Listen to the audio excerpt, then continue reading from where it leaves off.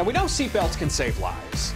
No question. But a new report from the Insurance Institute for Highway Safety found that while 91% of people say they always use their seatbelt in the front seat, only 72% buckle up when they're in the back seat.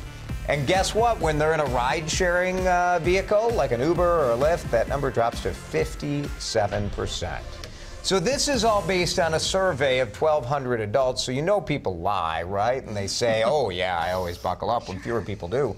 But still, that's a fairly large number of people who feel it's important to buckle up in the front, but not in the back. It really is. And at first I was so surprised because I thought, come on, we all know to buckle up. I mean, didn't we sort of learn this as a society maybe in the 80s or before? Right. But then when I thought of ride shares and how we just hop in the back, we're usually sometimes doing work on our phone, and that's the one that surprised me. Likely. Because if you think about it, so I always wear my seatbelt, honestly, not because it's the law, but because it makes me feel safer. Sure. And working in news, we have certainly seen our fair share of wrecks that could have been much better had somebody been buckled up. Right. But like, I might be willing to ride without a seatbelt in the back seat of a car that my family member or friend was driving, but these ride-sharing services, you have no idea who's driving that car, and that to me would be the more dangerous situation. You would think people would be less likely to not buckle up. Well, and this is so important because so many more people are using these ride-share services than we're ever using taxi cabs, right?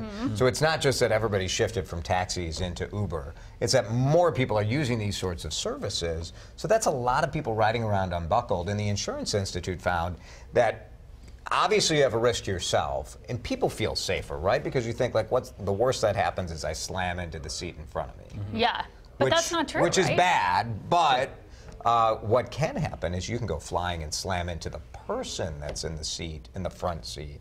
Now, you can be ejected from the vehicle, but that is rather rare, to be honest, that you're going to go from the back seat through the windshield. But you really could hurt the person in front of you as they're slamming into an airbag.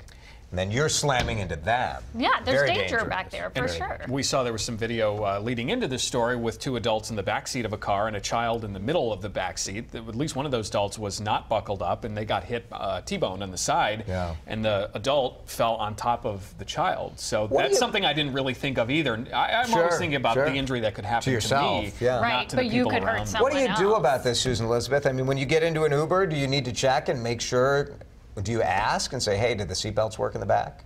Well, I think you should do Maybe it you right should. away. Yeah, why not? I mean, like you said, it's what, 2 seconds that could save your life. Yeah. Yeah. All right. Some legislators think that there need to be warning chimes, just like there is in the front seat. In the front seat, yeah. In the back. Probably worth are considering pretty- looking at this data. Yeah. Pretty I've annoying. unbuckled pulling up the driveway, and those warning chimes come right on, and You that's hear oniugh it. to annoy me to put it back on.